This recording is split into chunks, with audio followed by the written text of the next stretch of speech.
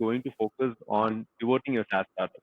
We've all faced a situation that, especially in this COVID area, we've all faced a situation where we have to put our product, you know, and whether to continue with the same idea or to, take a step right now and move to move to a more sustainable business model. And Karthi has the experience of doing it twice and succeeding out of it.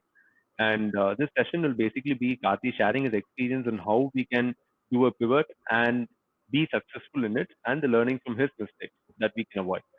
So, Karthi, over to you. Please carry on. Yeah, thanks, Hari, for having me here, and good work to Chamili as well, who interacted with me earlier as well. So it's nice to have see people coming in and gathering the SaaS Insider sessions. A lot of sessions. I was never expecting so many sessions, good sessions. Good. Thanks for that. So I'll share my screen and get started with it. Yes, you could see the share screen button next to settings. Yes, you're able to see my screen. Yes. Okay.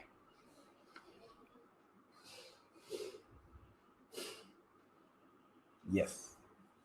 So art of pivoting. So as it says, the topic is all about science to some extent, but more about understanding where we are and why we should will be the question when we actually do pivoting. I'll talk about a couple of important aspects of why we should pivot, or what are the important aspects you should consider while pivoting.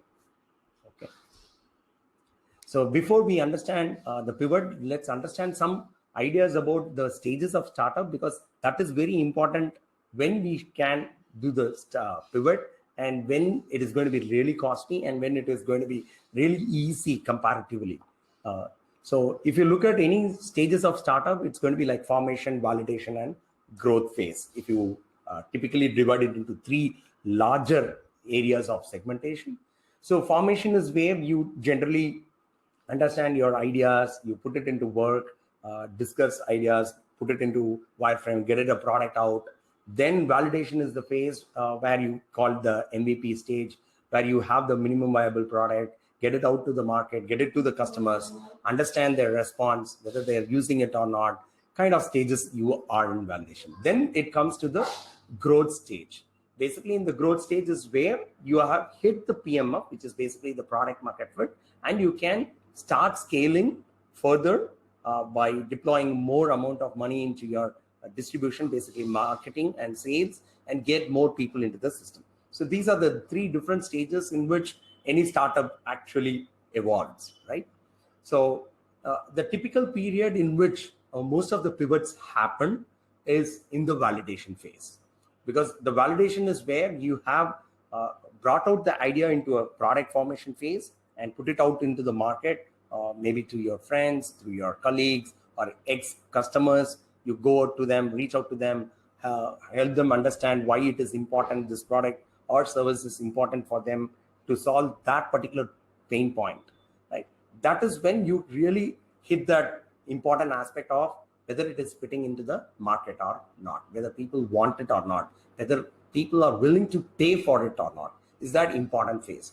So during that phase is the critical phase where you have to decide whether it is going to be a bigger startup evolving into a larger organization, or we need to do some kind of understanding or change in our business model, or change in the product, the way we are approaching the problem, kind of things you need to understand. So that is the important phase in which most of the startups do a pivot.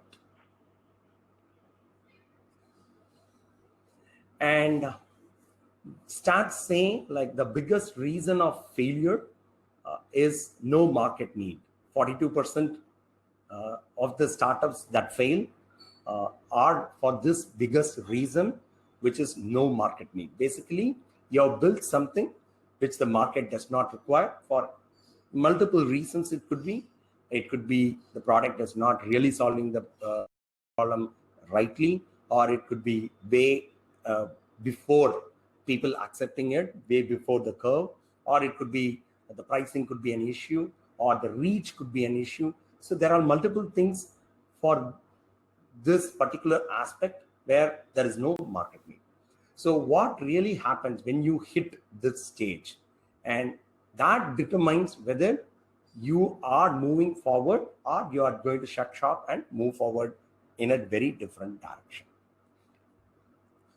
So how do you understand whether there is a product need or not, whether the market has a potential to take up the product and willing to open the wallet and pay for the product, is the PMF, the product market fit. So it's basically when people understand and use your product enough to recognize its value, and you are able to replicate that success to multiple people or organization of that same trait. If you are able to bring in more such people and all of them feel the same way in which this problem is being solved and they are willing to pay, that is the important aspect of PMF. So if you don't hit it, then it's a bigger question that you need to ask yourself whether we are on the right track. What should we do at this point? So this is one important barometer which everyone can take into action for pivoting. So what is pivot?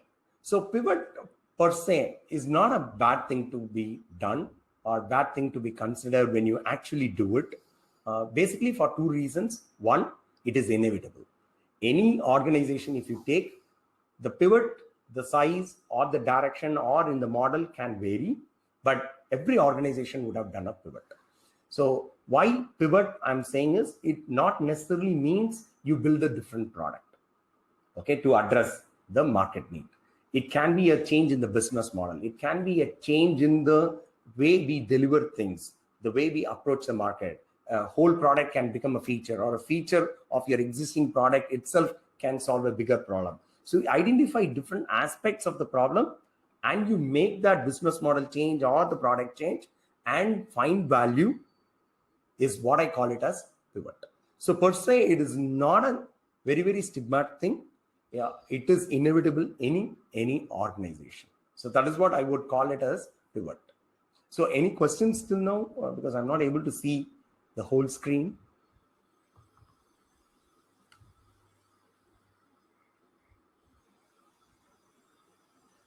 Okay.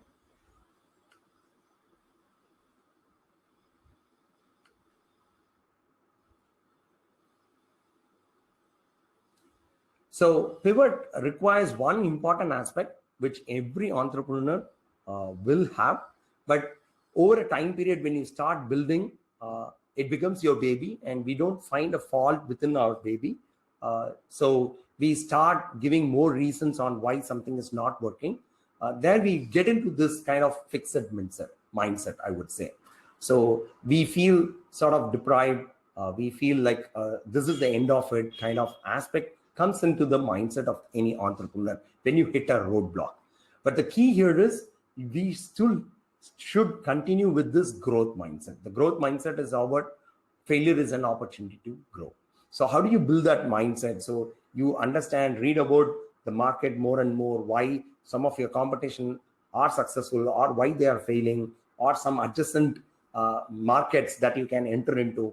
Kind of, if you could open your eyes and ears for this understanding, that is what I call it as growth mindset, which we call it as switched on entrepreneur. So that is the mindset we should carry even when we hit a roadblock. So that is the first aspect of pivoting. Growth mindset, then comes PMF as a barometer to understand whether we should pivot or not. And the third aspect is what kind of pivot we should do. So there are different pivots. If you go through the articles available on the Google, there are different kinds of pivots. So here I would talk about three types of pivots. What I call it as zoom in pivot, zoom out pivot, and customer segment pivot. So zoom in pivot is basically, say for us, it happened. So we built Hippo LMS, which is a learning management system, typically for HR, corporate HRs to onboard employees, or the customer success team to onboard customers into. So that is what we built. And one of the important USP we built along with that was a video component. We built it on our own, where the trainer can create tutorials or any knowledge-based articles with videos and deliver it or host it as a tutorial on the platform, Hippo LMS. And what we do now today, Hippo Video, is that one feature alone addressing a huge market for a different set of pain problem that we are trying to solve. So this we call it as zoom in pivot. So basically one feature itself addressing a bigger pain problem in the market and trying to address it. Zoom out is basically the whole product itself becomes a one feature inside the whole system. So that means you need to do some expansion of features, understanding not only this feature is going to stick on to it, and it could become a tool or a extension alone for the existing market. So then you naturally expand. So what we started off Hippo Video was just a tool, but we expanded it as a platform. So that I call it as zoom out pivot. So this is what Hari was telling earlier, like two kinds of pivots. One was zoom in, where we brought in a feature as a product. The second one, we expanded one important problem tool and expanded it into a platform. And the third one, many of the organizations do that they call it as a customer segment pivot. It could be like you are attacking the high-tech industry, but the need is not there. Then maybe you have to switch it to a very, very totally diagonally opposite industry. It could be a conventional industry like insurance. So this is also is possible when you actually look at why you have hit a roadblock. So these are the three important pivots we see generally happening in any organization when they naturally want to understand and pivot to overcome the roadblock there they have hit. So any questions?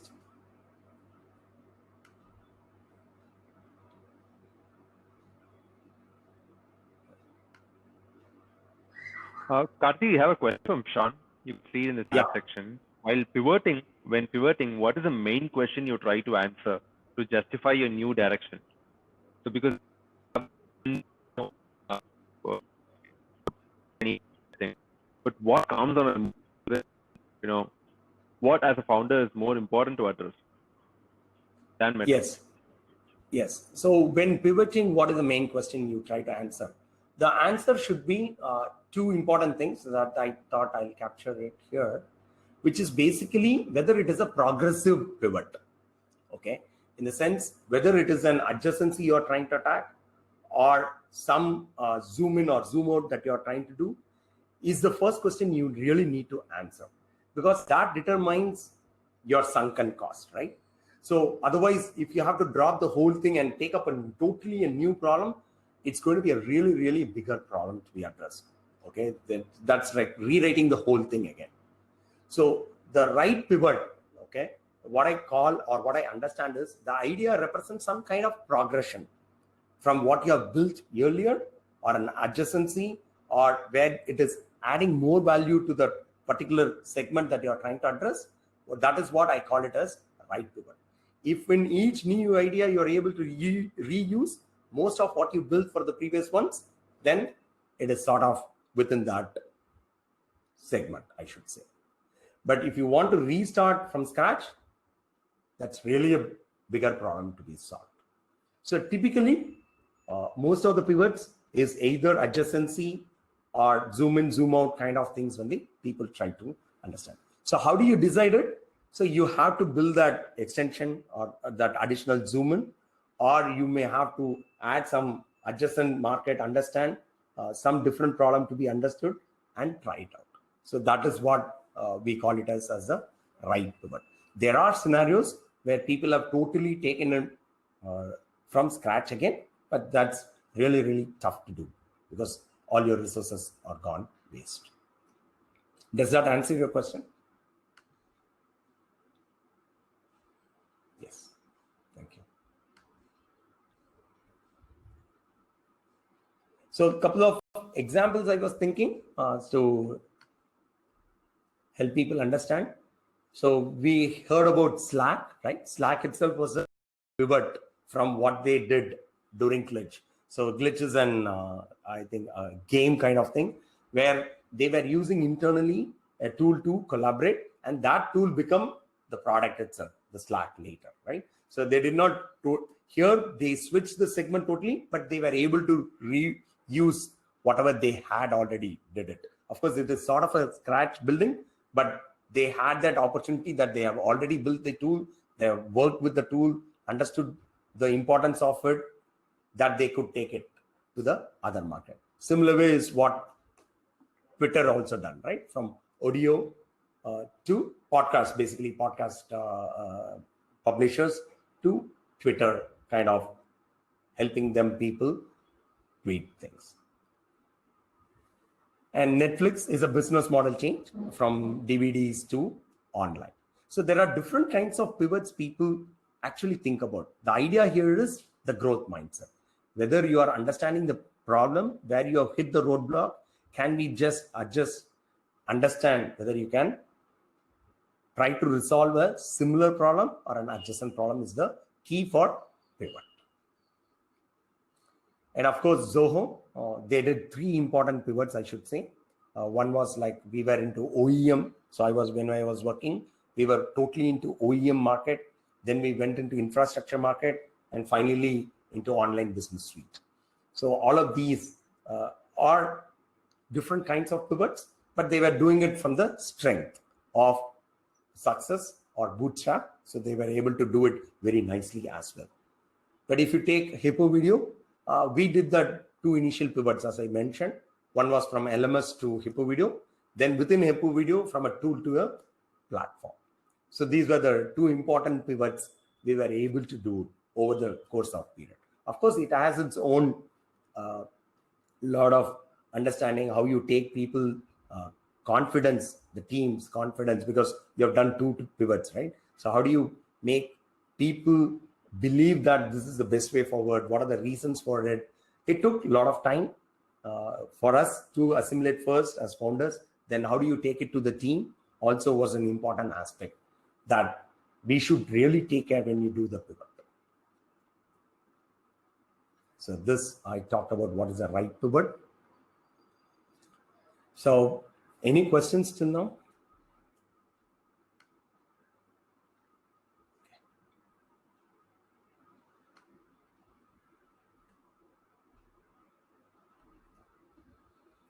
So how to pivot? There are no hard and fast rules. This is what we did when we did that pivot.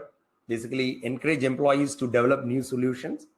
Within that purview, you have understood, come up with that quick mindset of growth and work on quick hacks to understand. So like what we did was when we pivoted from LMS to Hippo Video, the first thing we put was an Chrome extension, which is just a simple create tool for videos. And we saw the traction that made us believe that there is a huge market. We went and did a research, understood there's a underserved market that we can explore, right? So build a basic prototype before pivoting. Make sure you're iterating all the time. So that is the key part. So as I said, we kept on iterating ourselves, understanding how this can grow from a tool to a platform. There were a lot of iterations we did. And how did we move forward? That one understanding is once you have understood that this is the best step forward, we took the team into confidence, showed them the traction, and not be afraid of any change because we have done that homework and took that plunge. Of course, keep your investors informed if you are a funded startup.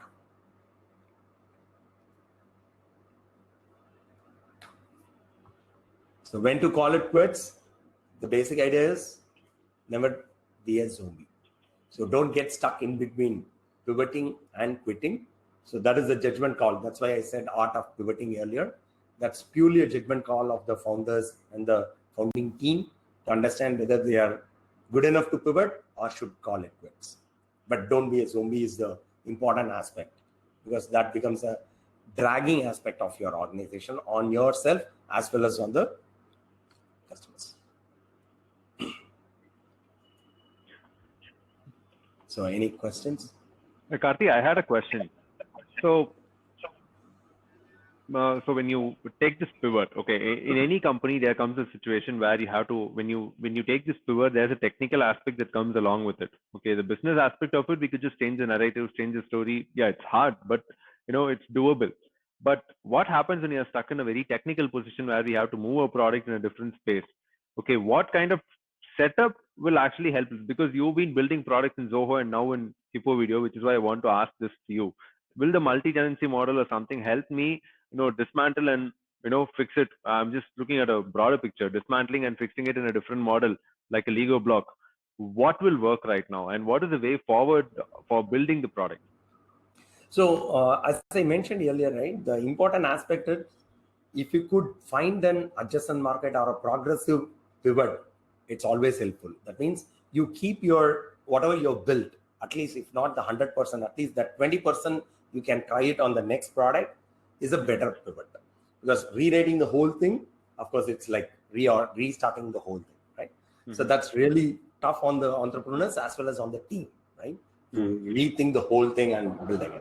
So the idea is always to understand, and for sure, right, everything when you have started off, right, there were some important aspects that you felt that it is going to be a winning product or a service, you start building.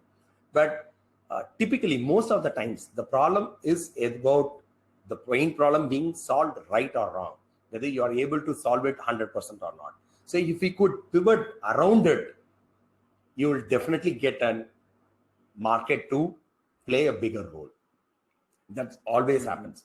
But to do that quick prototype with that 20% of feature, you pluck it out, build a quick prototype, go to the market, understand, because you've already set up the base. Now all you have to do is pluck out some of them, join them together, pieces, and put it into the market and test out it.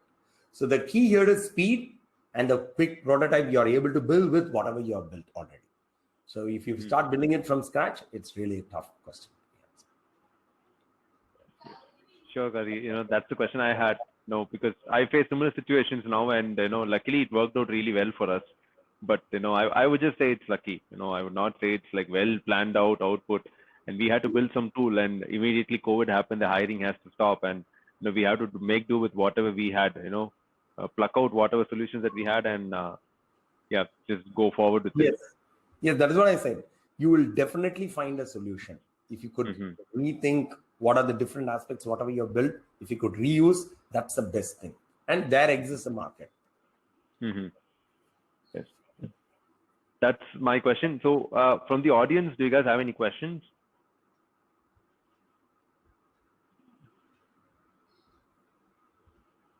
Karthik, can you see the chat?